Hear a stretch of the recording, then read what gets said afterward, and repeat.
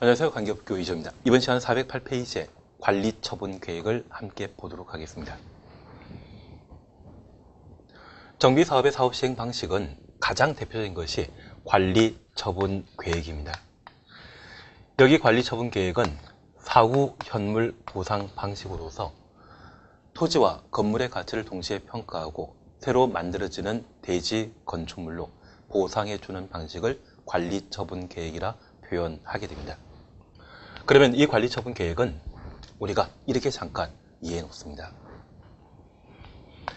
15평짜리가 100세대 존재하는 아파트 단지를 재건축하게 되면 사업시행 계획에서 32평 아파트를 50세대 그리고 25평 아파트를 100세대 만들 수 있습니다. 그러면 종전 토지 건축물에 대한 가치를 2억으로 평가하고 32평 아파트를 분양받기 위해서는 1억을 추가 부담금으로 내야 되며 25평 아파트의 경우에는 1,000만 원을 청산금 형태로 지급할 수 있는 보상 계획을 마련할 수 있죠.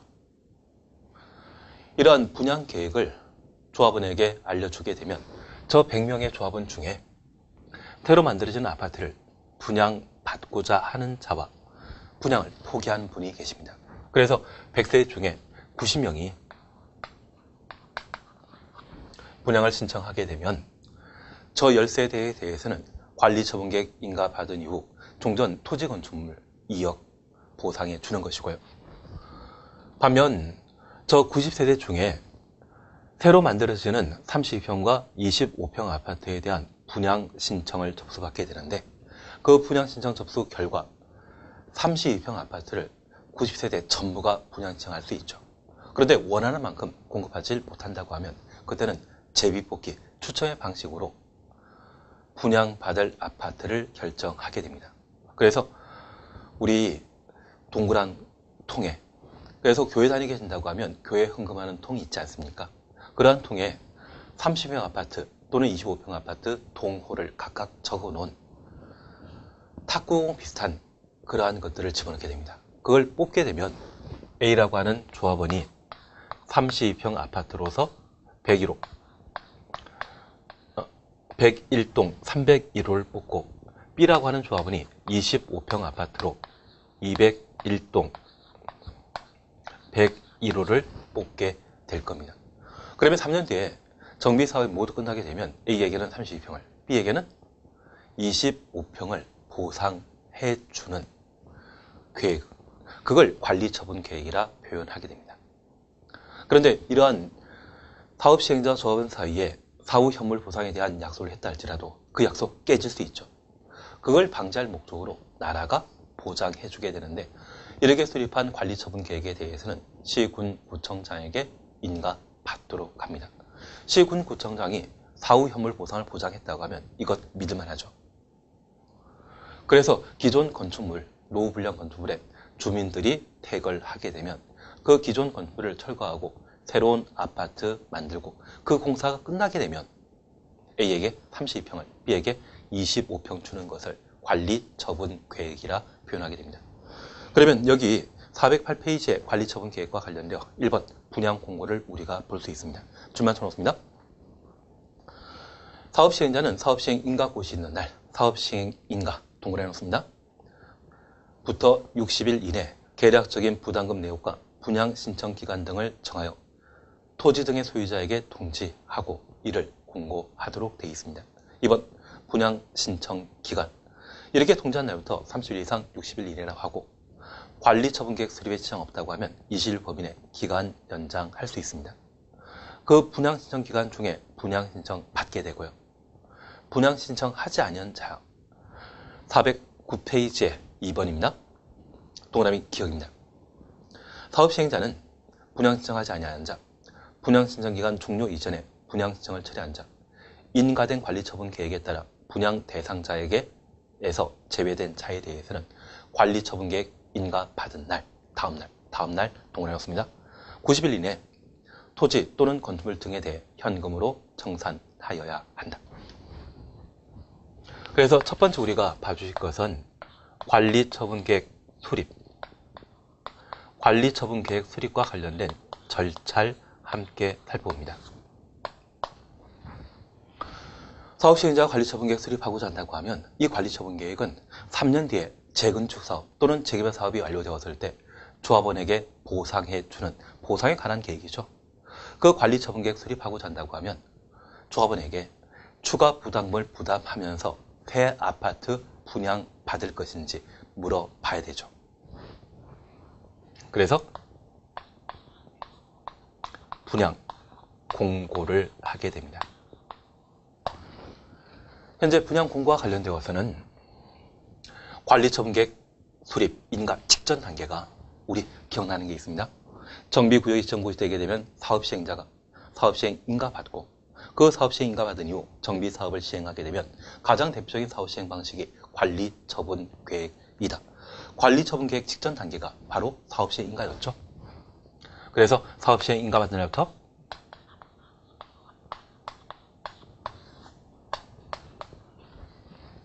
60일 이내 계략적인 추가 부담금과 분양 신청 기간 등을 토지 등의 소유자에게 통지하고 분양 공고하게 됩니다. 분양 신청 기간은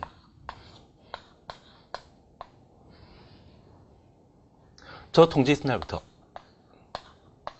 30일 이상 60일 이내로 합니다.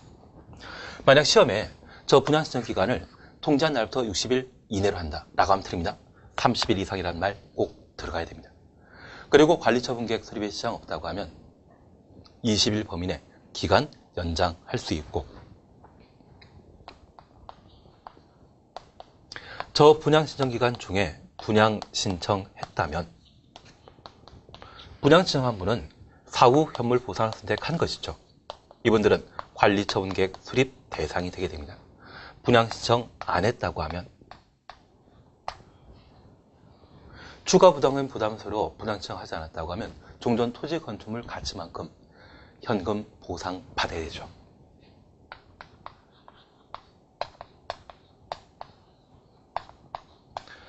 이렇게 현금 보상 대상이 된다고 하면 관리처분계획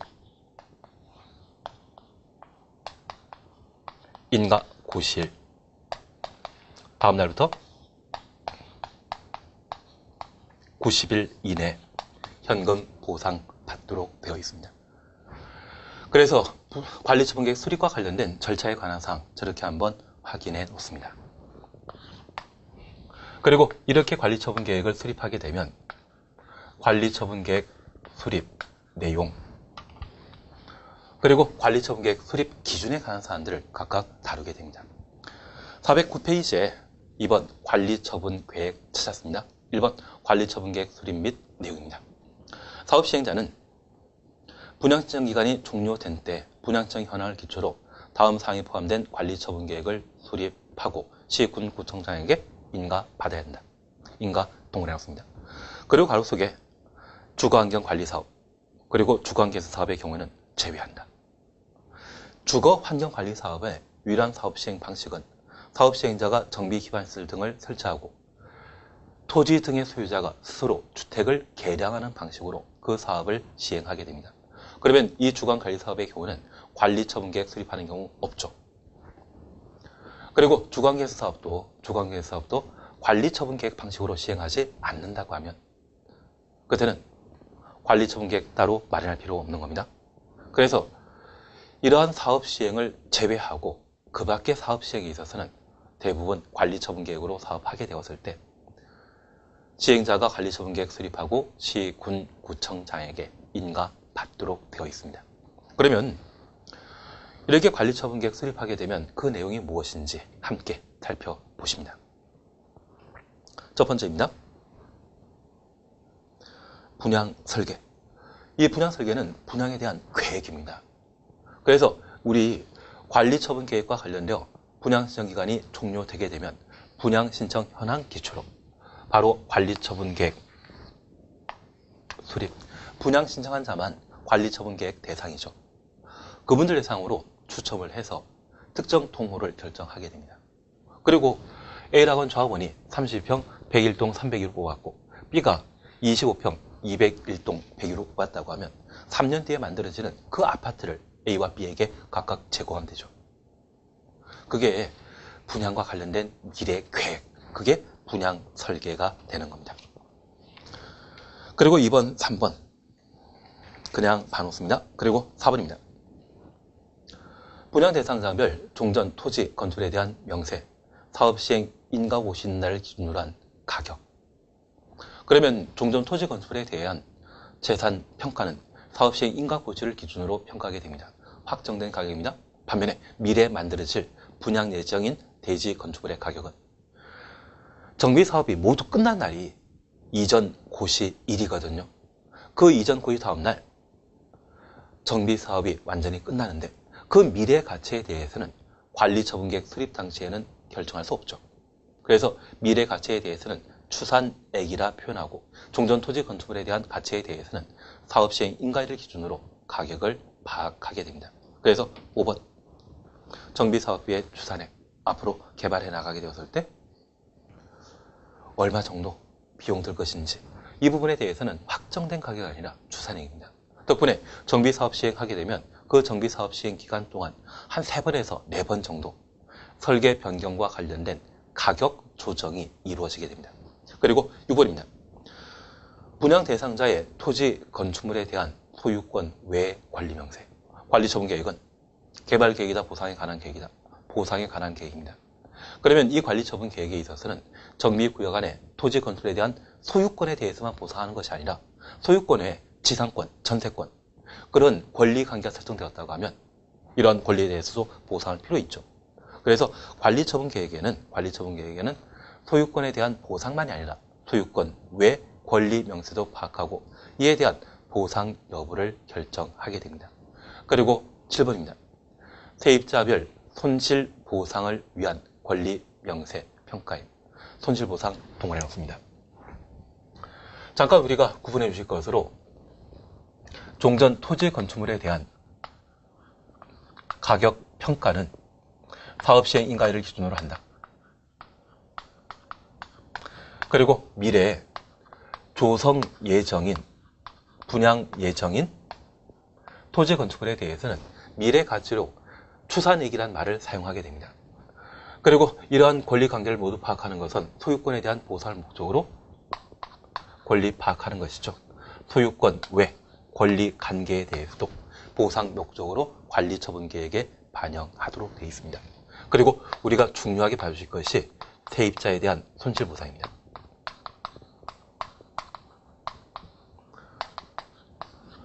하나 기억할 게 있습니다. 관리 처분 계획은 개발 계획이다, 보상에 관한 계획이다.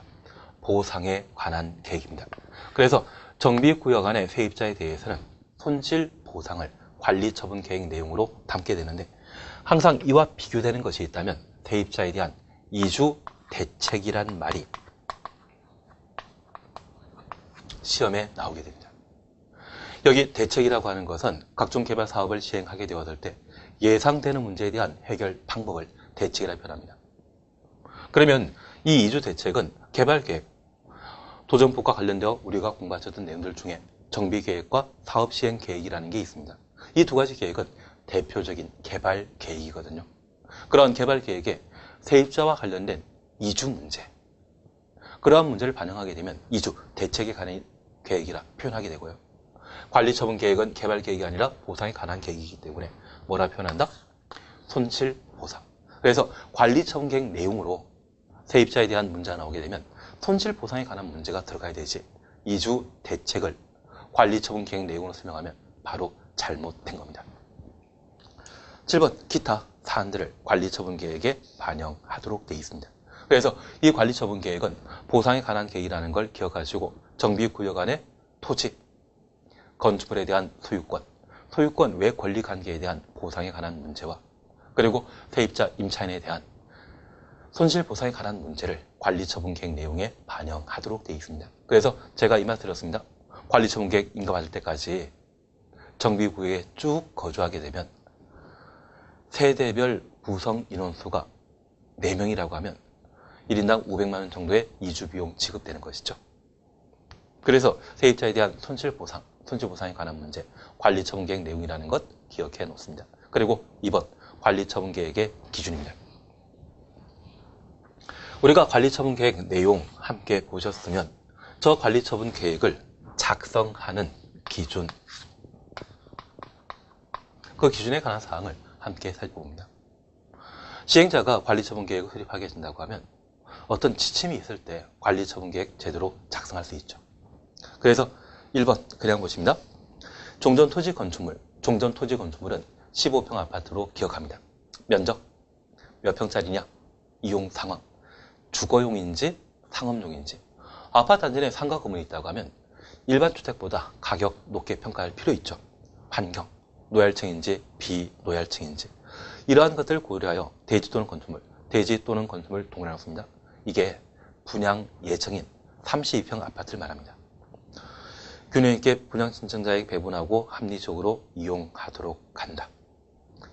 확인되셨습니다. 그래서 종전 토지 건축물에 대한 면적, 이용상황, 환경 이러한 세 가지 사안들을 고려하여 분양 예정인 대지 건축물을 결정하겠다는 이야기입니다. 그리고 2번입니다. 지나치게 좁거나 지나치게 동그라놓습니다. 넓은 토지 건축물에 대해서는 이를 증가하거나 감소시켜 대지 건축물이 적정 규모가 되도록 한다. 3번 너무 좁은 토지, 너무 동그라놓습니다. 정비구역 이후 분할된 토지를 취득한 자에 대해서는 현금 청산을 할 수 있다. 정비구역 지정 이후 분할된 토지라고 하면 부동산 투기와 관계되어 있죠. 그러한 분에 대해서는 현금 청산 대상으로 삼게 됩니다. 그러면 첫 번째 우리가 봐주실 것은 같은 좁은 토지인데 지나치게 좁은 토지는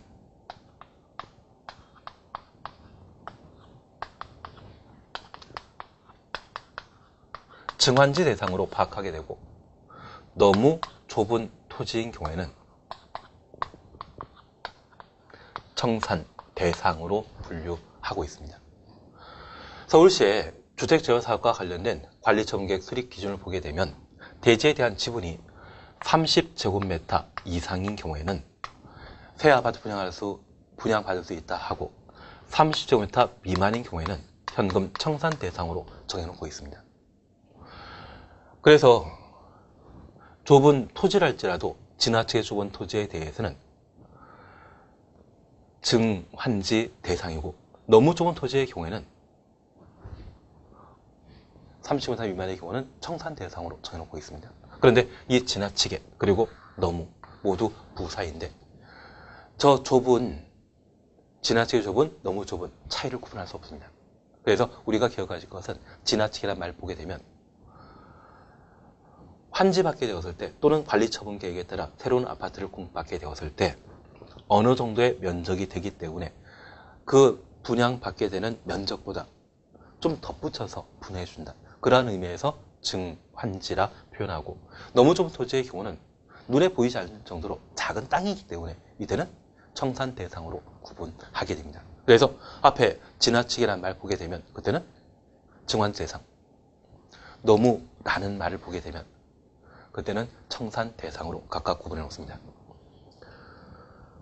그리고 4번입니다. 재해 또는 위생상의 위해를 방지하기 위하여 위생상 위해 방지 동원해 놓습니다.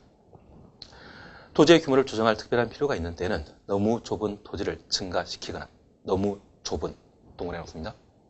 그래서 그냥 너무 좁은 토지는 청산 대상이지만 위생상의 위해 방지란 말이 앞에 붙어 있는 너무 좁은 토지에 대해서는 증환지 대상으로 각각 파악하게 됩니다. 그래서 우리 환지 가능한 것, 증환지 가능한 것과 청산 대상을 구분해 주시는데 아무런 말도 붙지 않는 너무 좁은 토지는 청산 대상이라는 것만 기억해 주십시오. 그리고 6번입니다. 분양 설계에 관한 계획은 분양 신청 기간이 만료된 날 기준으로 수립한다. 그래서 A에게 32평을 B에게 25평 분양하는 것은 분양 신청 기간 모두 끝났을 때 추첨해서 결정하는 것이죠. 그래서 분양 설계 언제 기준으로 결정한다? 분양 신청 기간이 만료된 날 기준으로 결정하도록 되어 있습니다. 6번입니다. 1세 또는 1인이 하나 이상의 주택 또는 토지를 소유한 경우 주택 하나를 공급하고 같은 세대에 속하지 아니한 두 사람 이상이 1주택 토지를 공유한 경우는 1주택만 공급한다. 그러면 관리처분계획 수립 기준과 관련되어 1인 1주택을 공급하는 것을 원칙으로 합니다. 그래서 한 사람이 10개 주택 가진다 할지라도 정비 사업을 시행해서 공급하는 주택 물량은 딱 하나만. 그리고 하나의 주택을 둘 이상이 함께 공유하더라도 하나만 공급하는 것을 원칙으로 합니다. 그래서 1인 1주택 공급하는 것을 원칙으로 하는데 예외에 관한 사안들을 함께 살펴봅니다. 그 중에 7과 관련되어 나번을 함께 보십니다. 다음에 해당되는 토지 등의 소유자에 대해서는 소유한 주택수만큼 공급할 수 있다. 소유한 주택수 동그라미. 1번입니다. 과밀억제 권역에 위치하지 아니한 주택 재건축 사업의 토지 등의 소유자, 근로자 숙소, 기숙사, 국가, 지방자치단체, 주택공사 등. 그러면 우리 잠깐 구분해 주실 것은 재건축 사업과 관련된 사항을 꼭 한번 살펴보겠습니다. 정비사업과 관련된 주택 소유자가 국가기관의 경우에는 한 사람이 다주택을 가지고 있다 할지라도 소유한 주택 수만큼 공급받을 수 있습니다. 소유한 주택 수만큼 공급받을 수 있는 것으로서 수도권의 과밀 억제 권역에 위치하지 아니한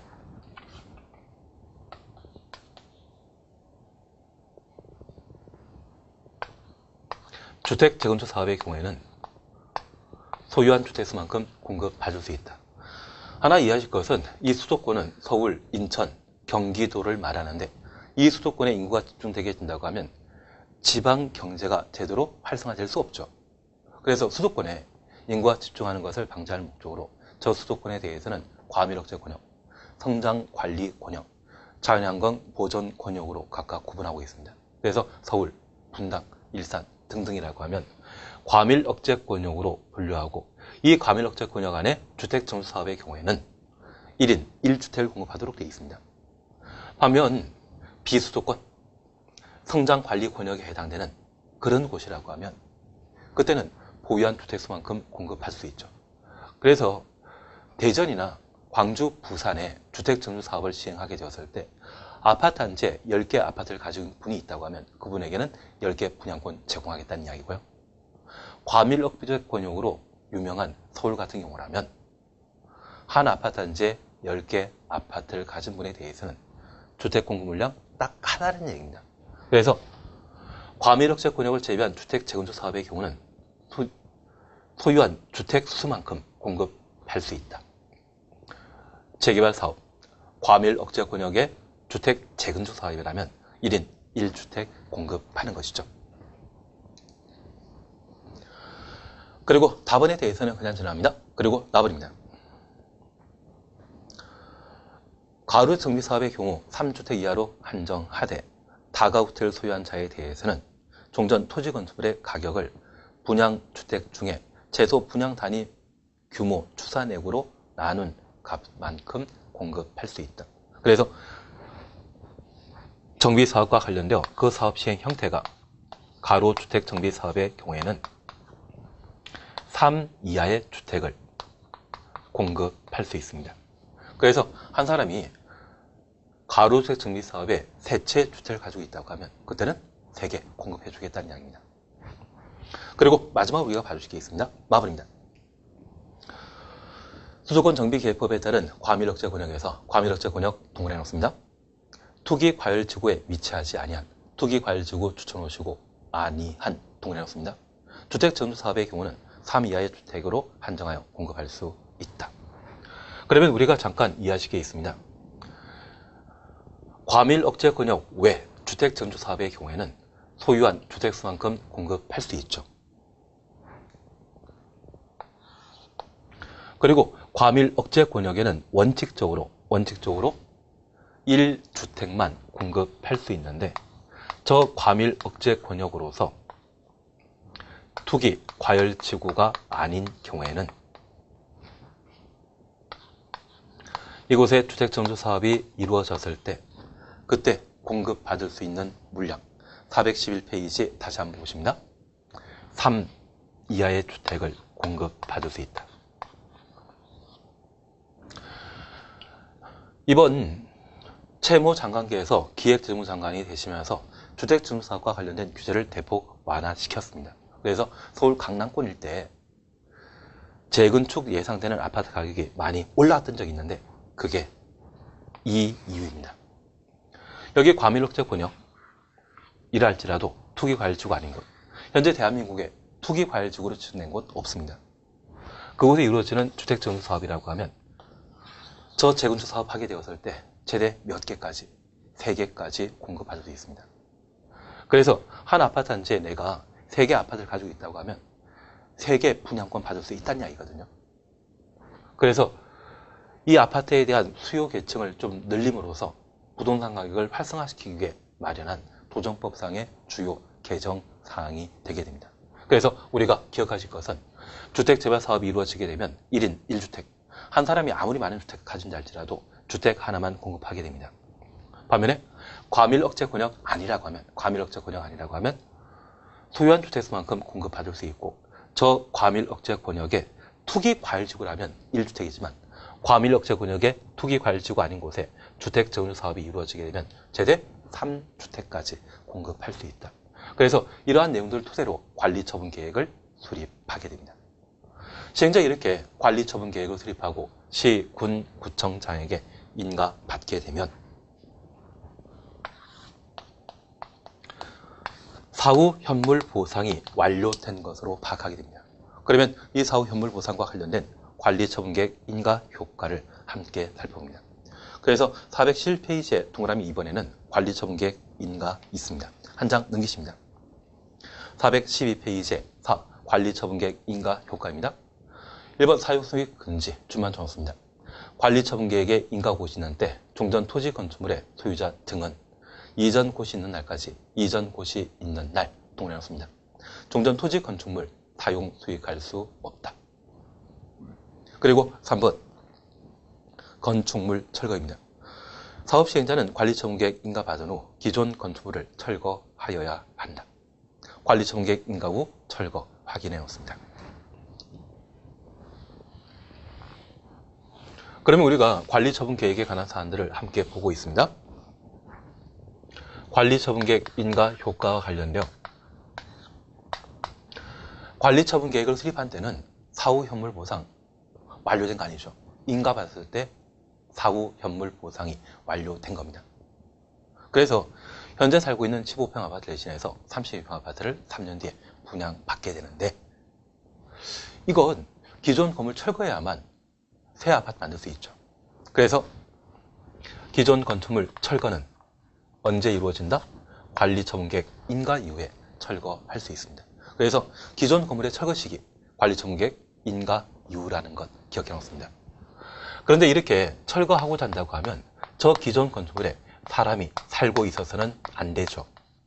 그래서 기존 건물에 대한 사용 수익을 제한하게 되는데, 저 사용 수익 제한 시기는 관리처분 계획 인가 고시일부터 소유권 이전 고시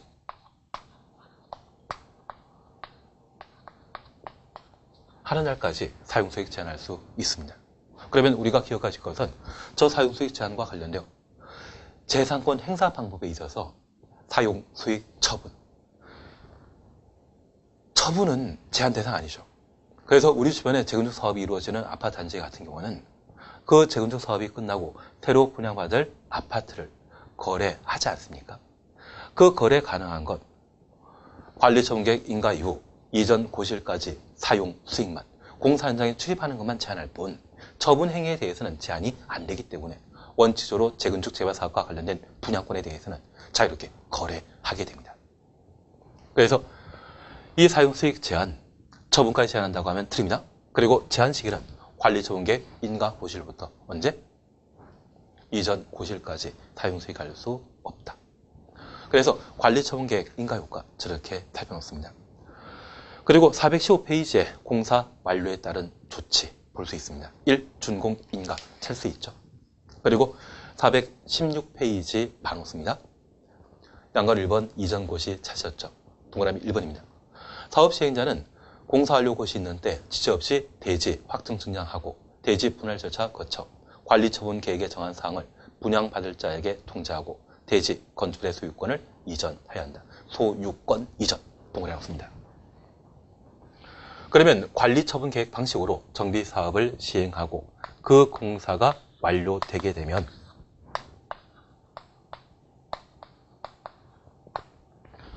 설계 도면대로 공사가 이루어졌는지 확인하도록 되어 있습니다.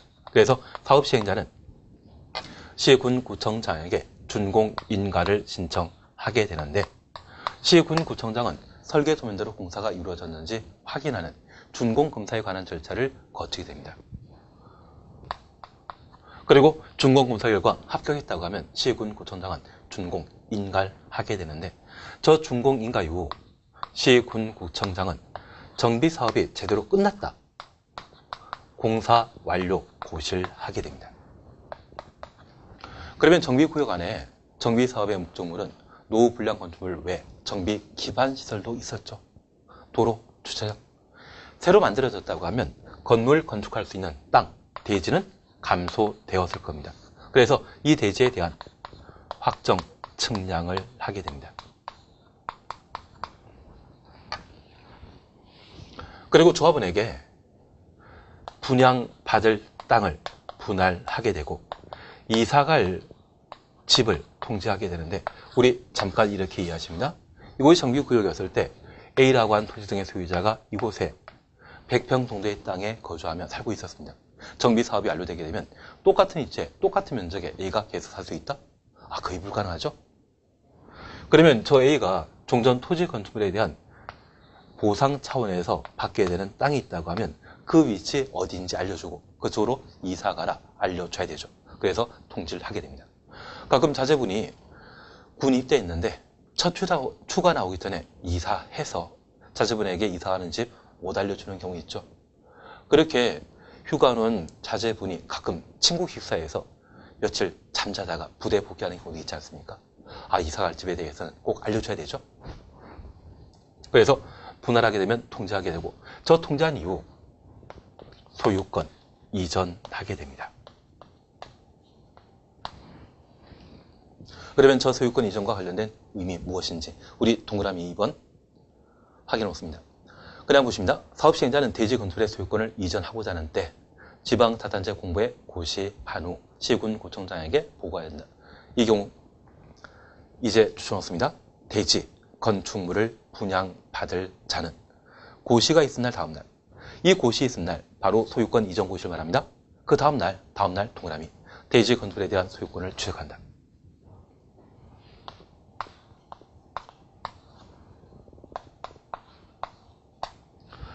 그래서 정비사업과 관련된 절차가 모두 완료되게 되면 시행자는 이전 고시하게 되고요. 저 이전 고시하는 날까지 정비사업 기간으로 정해놓게 됩니다. 그 다음 날 15평 아파트를 대신하는 새로운 30평 아파트에 대한 소유권을 취득하게 되고 이 이전 고시 다음 날 이후 지체 없이 소유권 이전에 대한 등기를 촉탁하도록 되어 있습니다. 그러면 우리가 부동산과 관련된 물권 변동은 원칙적으로 등기한 때 이루어지지만 공용, 수용, 다른 법률에 특별한 규정이 있을 때는 그 법령에 따른다. 민법 규정 기억나시죠? 그래서 도정법에 있어서는 이전 등기한 날 물권 변동이 발생하는 것이 아니라 소유권 이전 고시 다음 날 부동산에 대한 물권을 취득하게 됩니다. 물권 취득 시기는 언제이다? 이전 고시 다음 날. 그래서 앞으로 도정법과 관련된 권리 변경, 물권 취득 시기 물어보게 되면 이전 고시 다음 날이라 답해 주셔야 됩니다. 그리고 4번 청산금이란 말을 볼 수 있습니다. 앞서 우리 이렇게 하는 거 보셨습니다. 15평 아파트 소유자가